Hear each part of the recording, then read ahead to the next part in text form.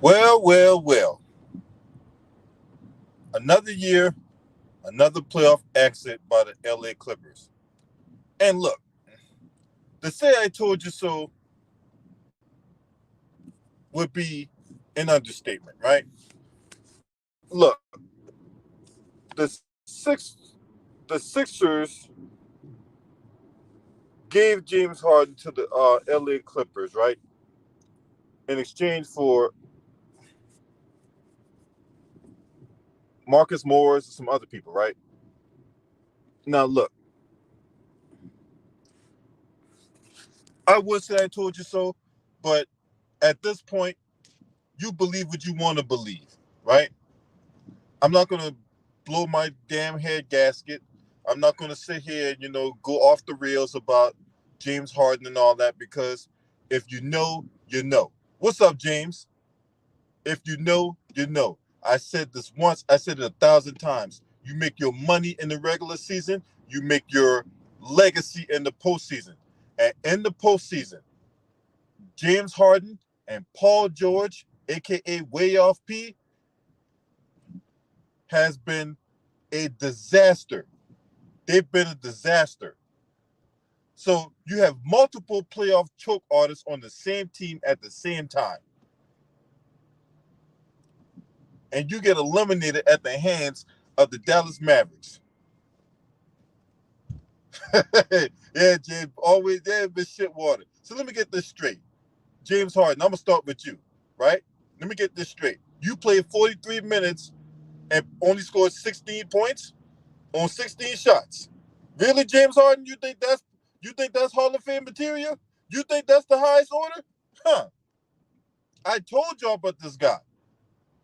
That 33-point game he had in game four, and I was like, just wait. I told Two Raw this, right? I told Two Raw this. I'm like, look, you just wait. You just wait. James Harden will find a way to disappoint you when it matters most. And that train arrived on time. On time. He followed up that 33-point game with a 7-point game. 7 points with 4 turnovers and 7 assists.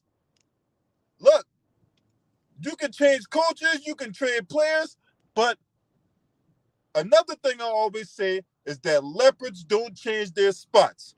Tigers don't change their stripes. You can change uniforms, you can change coaches, you can change schemes, you can change players, right? You can hell, you can change arenas, you can change the owner, and yet these two Bammers will still remain the same. Yeah, Paul George, another one, another perennial playoff choke artist, another one. Had a massive game in game four, game five and game six, nowhere to be found.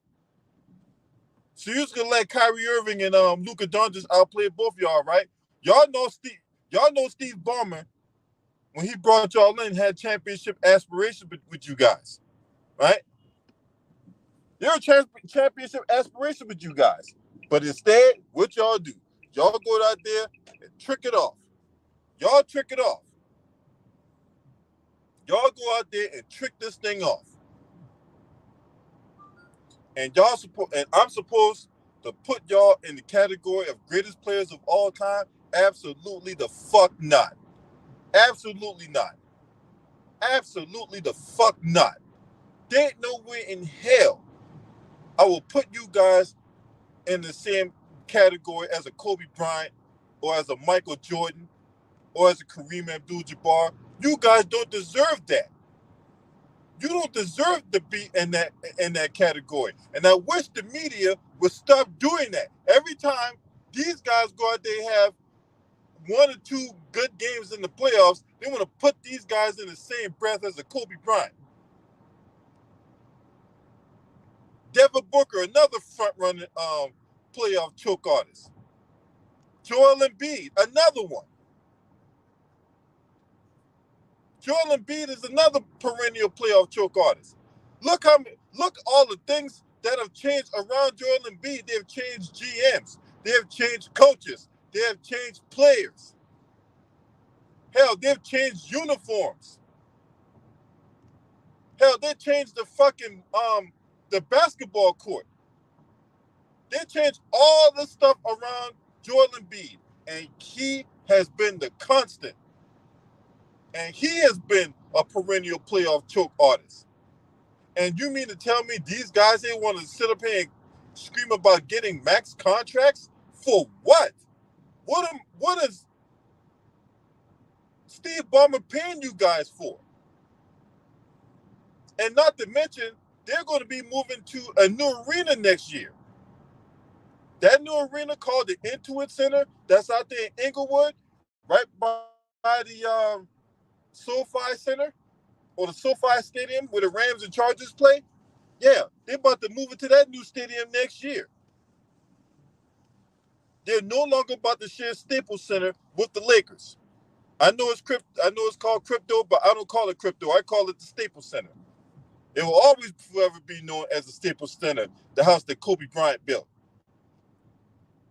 But let's face it, right?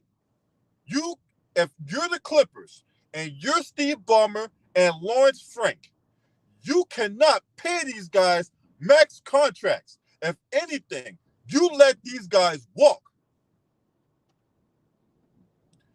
You know who's the biggest winner of all this, right? You know who is the biggest winner of all this? Shai Gilgeous-Alexander. If you remember back in 2019 when Kawhi Leonard, fresh off a championship with the Toronto Raptors, Kawhi Leonard decided that, you know what? I'm going to go to the LA Clippers, right? I'm going to go to the LA Clippers. And then when he went to the LA Clippers, Kawhi Leonard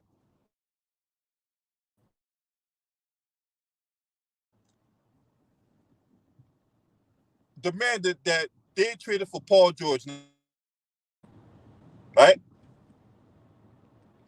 Shai Gilgeous-Alexander was playing for the Clippers, right? Very young Shai Gilgeous-Alexander at that, right? Young guy. At that time, he was young, raw, but he had talent. What's up, B Skrills? They made the trade. They traded all those players. They traded SGA. They traded all those picks to OKC, right, for Paul George. And Paul George and Kawhi Leonard was supposed to be the dynamic duo that overtook the Lakers in LA. Them two was supposed to be the cornerstone, right? Them two was supposed to be the cornerstone of the LA Clippers franchise that was going to lead this franchise to multiple championships, multiple years of dominance over the Lakers or whatever. And if you look back, and if you told me that this team was going to underachieve with Paul George and Kawhi Leonard, I would have laughed at you back then. I would have laughed at you back then. I would have been like, my immature, non-basketball knowing self would have been like, how could you say that? How could you even remotely come to say that Kawhi Leonard and Paul George is going to be injured a lot? They're going to be out the playoffs. They're going to underachieve. I mean, what in the hell are you talking about? This is a juggernaut. Instead, we did not get that. We got sold a bag of goods. We've seen them blow 3-1 leads in the bubble. We've seen them underachieve when it matters most. No NBA Finals appearance, one conference Finals appearance in 5 years. That's what we got. We got no NBA Finals appearance, one conference Finals appearance. And SGA is going on to probably win the league's most valuable player award. And he is the unquestioned leader on a very young Oklahoma City Thunder team that is built to win now. Not only they built to win now, but they are built to compete in the future because they're very young. They're like one of the youngest teams in the NBA. And that the way that team is built, they are built to contend for years to come. And they have a bevy of draft picks. And they got a nice little core of SGA and Chet Holmgren, along with Jalen Williams and alleged pedophile and Josh Giddey.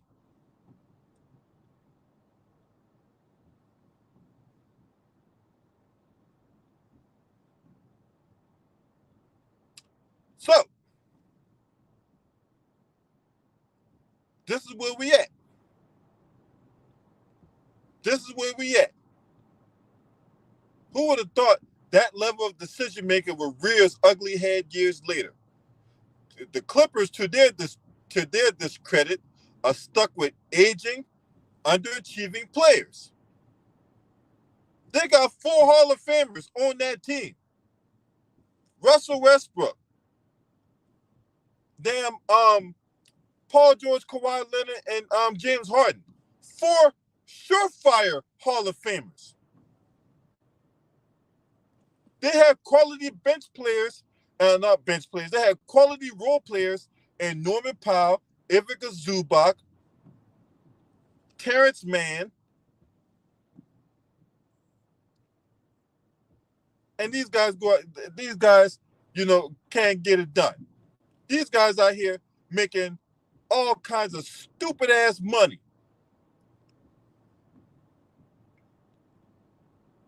They're making all kinds of stupid ass money. They failed to go out there and get it done. They're the ones out here putting up the bricks. They're the ones out here turning the ball over. They're the ones that's missing assignments, not getting back on defense, and then want to pout and talk about, well, my role, man, my role. No, your role was to put the ball in the basket, and you didn't do your fucking job. You didn't do your fucking job. Make sure you hit that like button as you come on there, and don't be cheap. Salute to my man Big Wash in the building, my fellow South Carolina contemporary.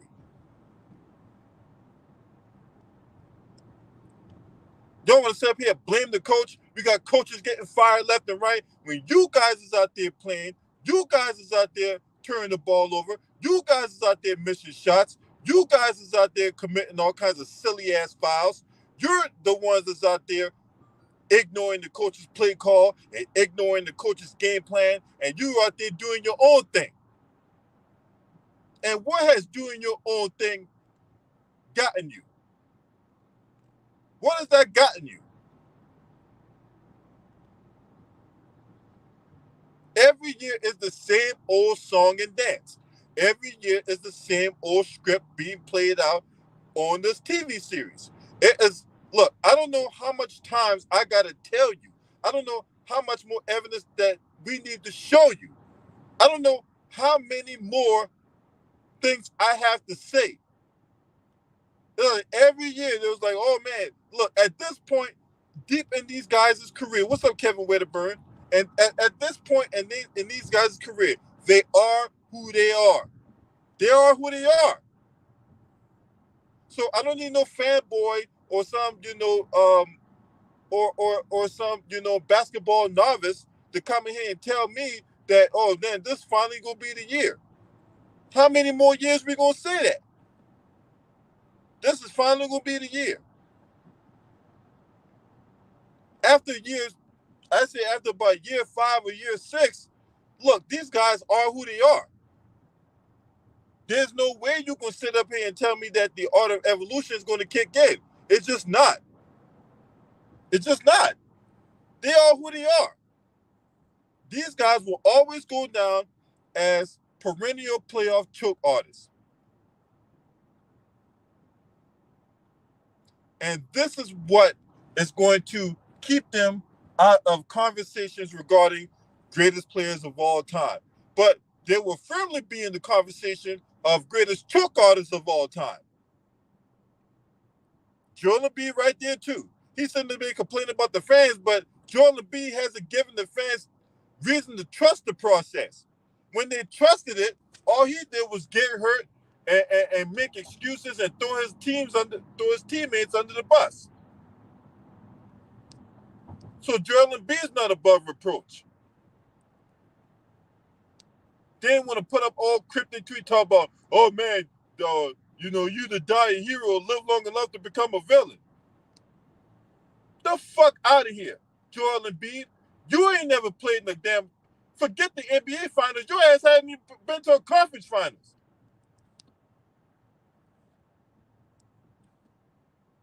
I mean, you losing to the Atlanta Hawks and lose to the Boston Celtics at home, and that game was there for the taking. And your former contemporary, right there, James Harden, had a whole lot to do with that too. Because both your asses got Doc Rivers fired. To Paul George, Kawhi.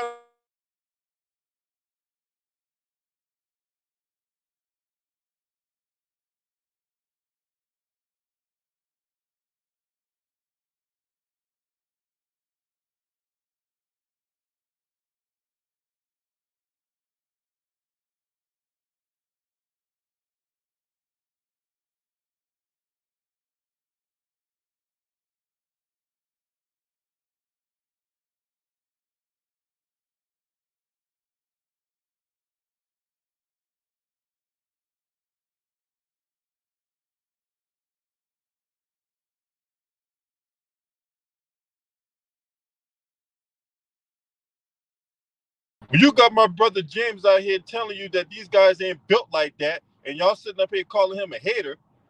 Oh, he don't know what he talking about, and yet it's being played out right in front of you, and you guys are still blind. You guys are still believing lie. Look, I have no good faith that a lot of you guys out here love being lied to. You guys love being lied to. You love people like Kendrick Perkins, that two-legged Rottweiler, come on ESPN and tell you all kinds of shit, and you're gonna sit up there and believe that, right? You guys love being lied to. You love being lied to. You love being gaslighted. You love being fed your red meat. As long as it satisfies the narrative that you have in your fucking head, you will go along with the lie. When a guy like me comes on here and tell you the truth, you want to call me a hater. You want to say that I don't know nothing about basketball, and you just out here you just another YouTuber. Or Tobias Harris. Tobias Harris. Hey, don't think I forgot about you, Tobias Harris.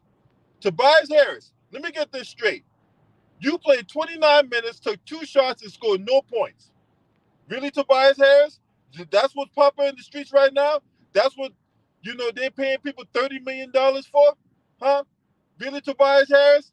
You think that's you think that's Hall of Fame worthy type numbers right there? Huh? Let me get this straight. So you were just out there just updating the numbers on your Fitbit, right? Tobias Harris. 29 minutes, no points, 2 shot attempts. Really, Tobias Harris? That's popping in the street right now? She. Man, that Tobias Harris, to say that you played like baby diarrhea is an understatement. Okay? It couldn't be any more obvious that you played like baby diarrhea. Had Tobias Harris given them anything, I do anything. I do anything for you. If you just done anything, there'd have been a game 7 at least.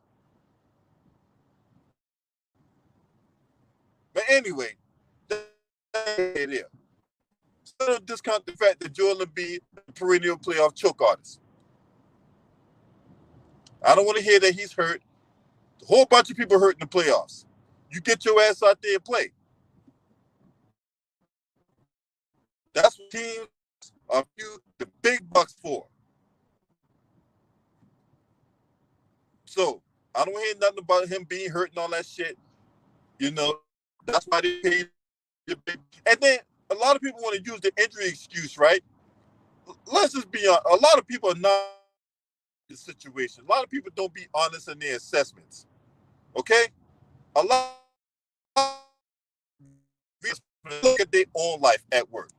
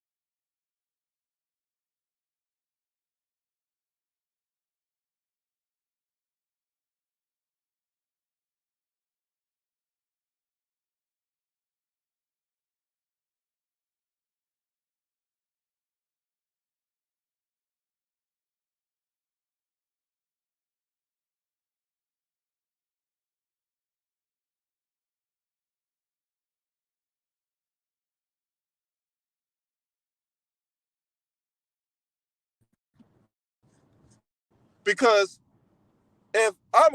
if you work in a job, right?